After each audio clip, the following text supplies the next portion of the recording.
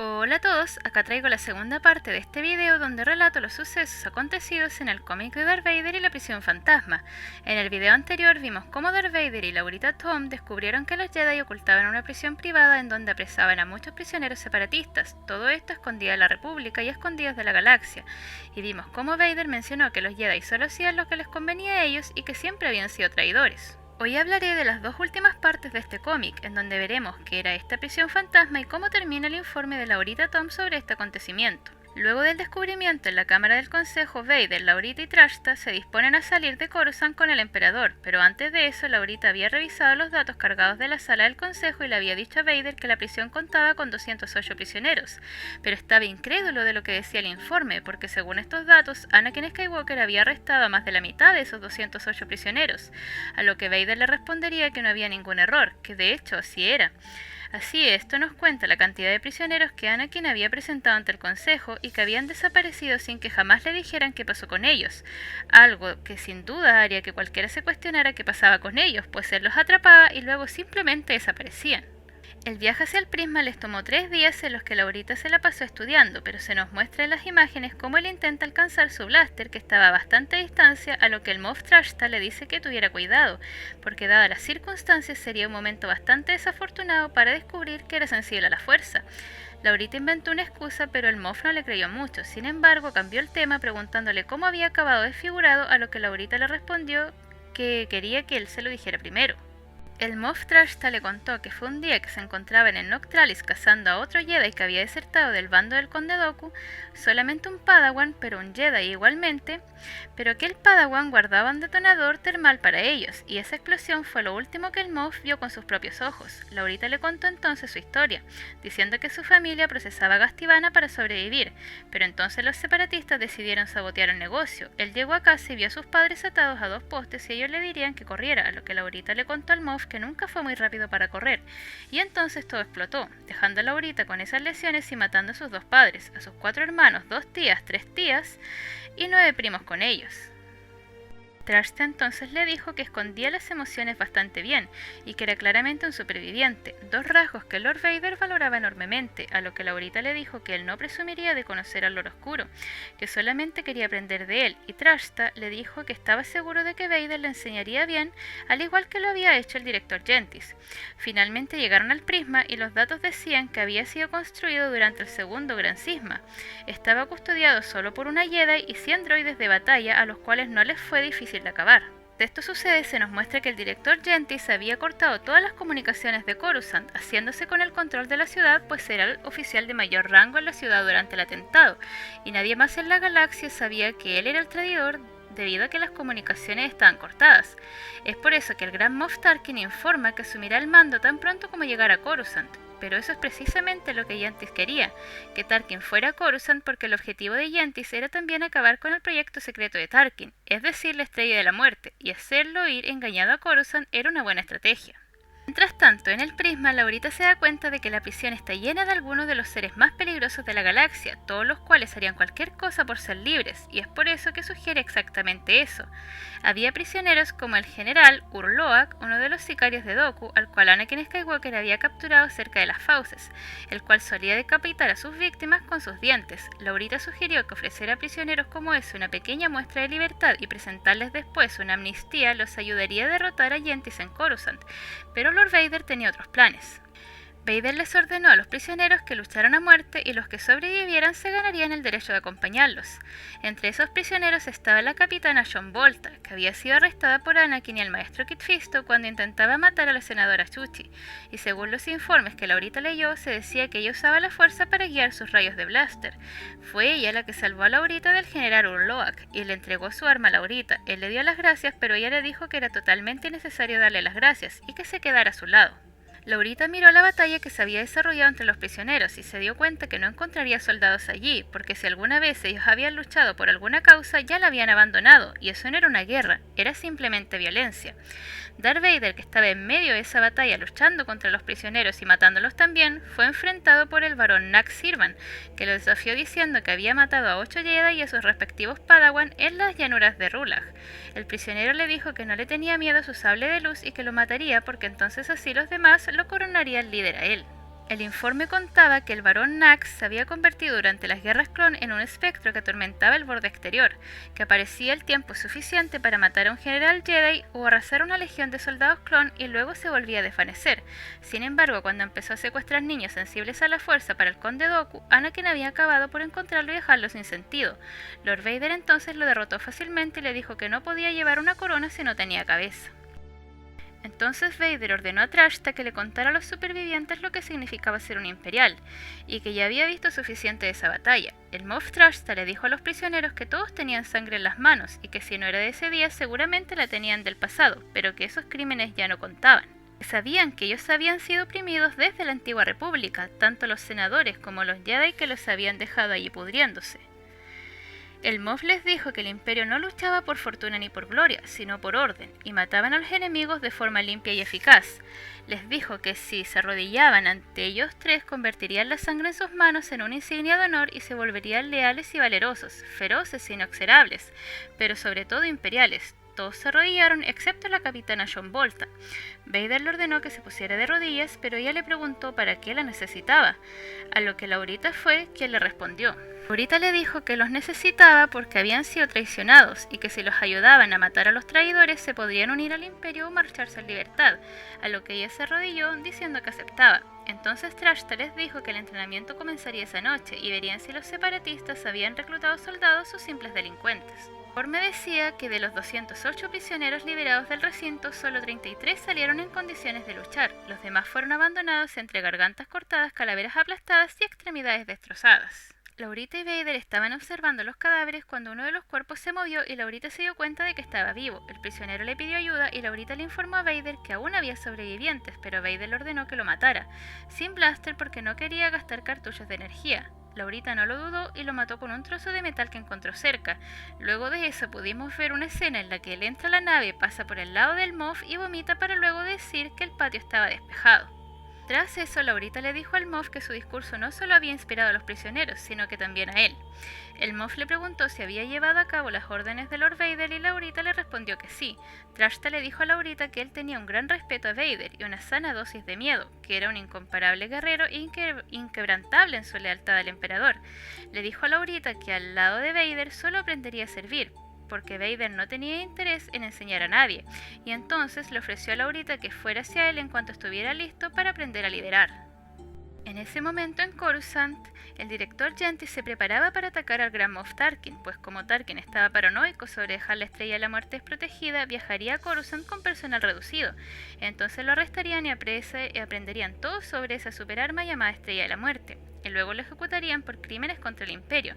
Entonces anunciarían a la galaxia la muerte del emperador y luego Gentis sería nombrado como el nuevo emperador en un pacífico traspaso del poder. Entonces ninguno de sus hijos tendría que morir nuevamente por la gloria de Palpatine. Luego se nos muestra cómo Laurita está en su misión junto con los demás de entrenar a los prisioneros y él se encuentra supervisando a la capitana John Volta, preguntándole si no tenía implantes cibernéticos, a lo que ella le respondió que Dooku le había dado un corazón cibernético pero sus ojos aún eran de ella. Ella le preguntó para qué le estaba probando y él le dijo que completaba un registro para Lord Vader, que los datos del prisma estaban sorprendentemente completos pero necesitaba estar seguro. Ella entonces le cuenta algo que nos muestra la perspectiva de la guerra desde otro punto de vista, que no es el de los Jedi ni de la República. Ella le pregunta si los registros decían que su padre era un piloto de cargueros y su madre una escultora, que si los registros decían que sus padres estaban tan aterrados de que ella, que era una niña sensible a la fuerza, fuera secuestrada por los Jedi, que la mantuvieron escondida en una bodega al interior de una nave hasta que tuvo 10 años. A lo que él le dice que hay pocos detalles de su vida antes de que se uniera a la Confederación. Ella entonces le contó que ella había estudiado para ser una ingeniera hiperespacial y que quería pasar su vida trazando nuevas rutas espaciales a través del borde exterior para que su padre y otros como él pudieran viajar más seguros. Pero entonces su padre fue asesinado cuando un escuadrón de tropas de la República requisó su nave. También le contó que la República cortó las líneas de suministro de su mundo natal y que su madre se había derrumbado lentamente hasta morir de hambre. También le preguntó si sus registros mostraban su sencilla boda en los témpanos de hielo o cómo brillaba la sangre de su marido en la nieve cuando la batalla se extendió hasta las afueras de las ciudades. Ella le mencionó que esos son los detalles que el informe debería tener, porque eran los detalles suficientes para que él supiera que daría su vida por el hombre que había derrocado a sus enemigos. Ellos continuaron conversando y él le contó que siempre había soñado con ser piloto y dado su condición, si no podía pilotear por sí mismo, quería tener una gran flota a su disposición, tal como Lord Vader o incluso como el Gran Moff Tarkin. Siguieron conversando por horas y entonces él le preguntó si podía predecir dónde una nave podía salir del hiperespacio, a lo que ella le dijo que tal vez, y entonces él le dijo que tenían una nave que abordar.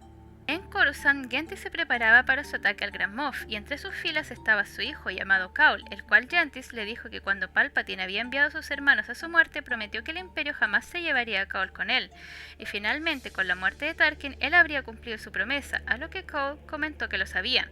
Cuando Tarkin llegó, Gentis ordenó capturar a Tarkin con vida, pues no podía interrogar un cadáver. Cuando Tarkin le preguntó si él era el insurgente que había creado el golpe de estado, Gentis le dijo que sí, pues Tarkin había enviado a morir a 627 de sus cadetes, a lo que Tarkin le responde que habrían vivido más tiempo si hubieran entrenado mejor.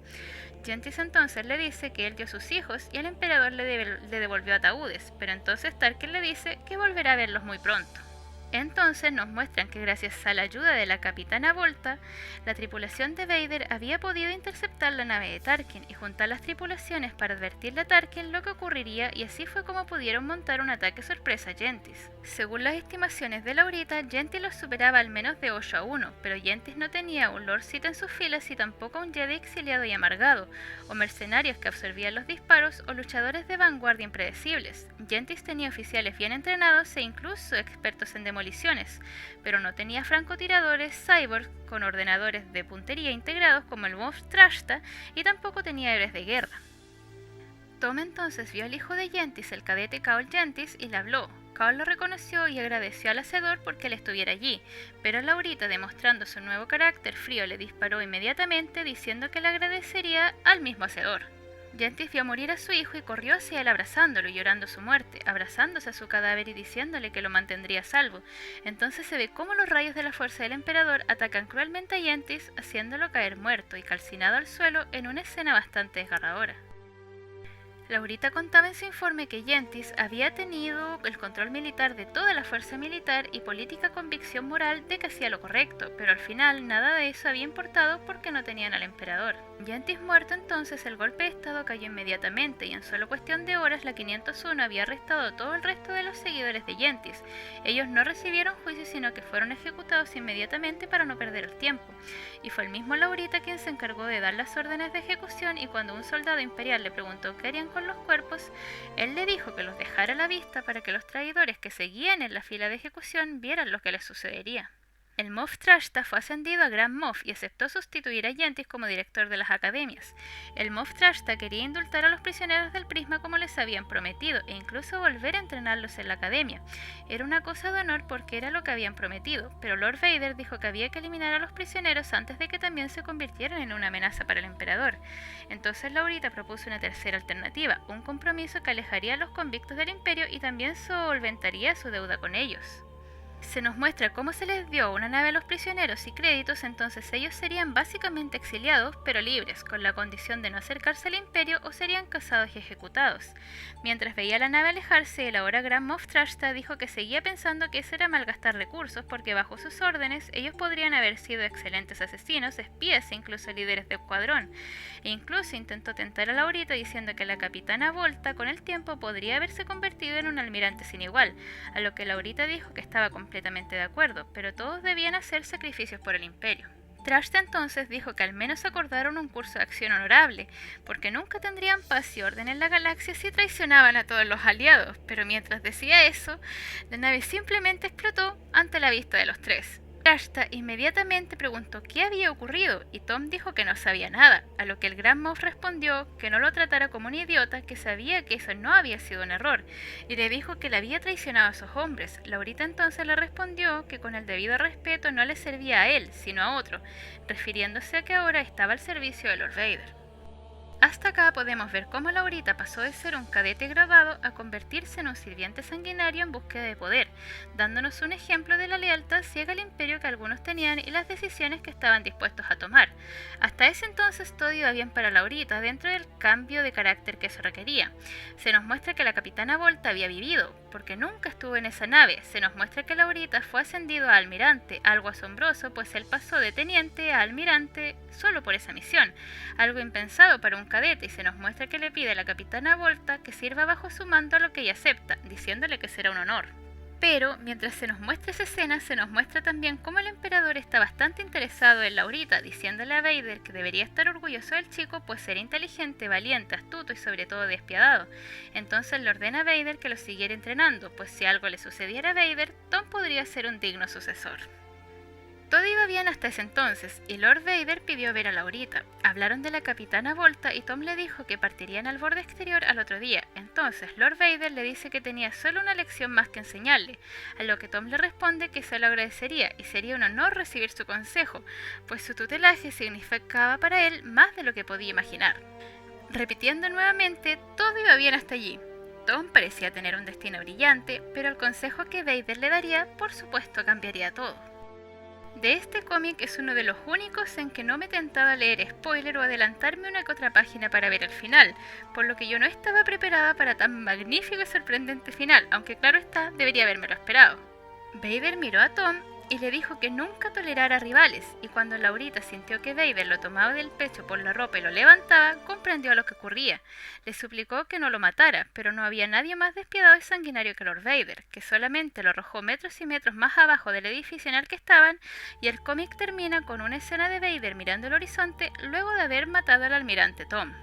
Sin duda me impresionó el final y no lo esperaba para nada. Pese a que era casi obvio que podía suceder eso desde que mostraron que Laurita era aparentemente sensible a la fuerza.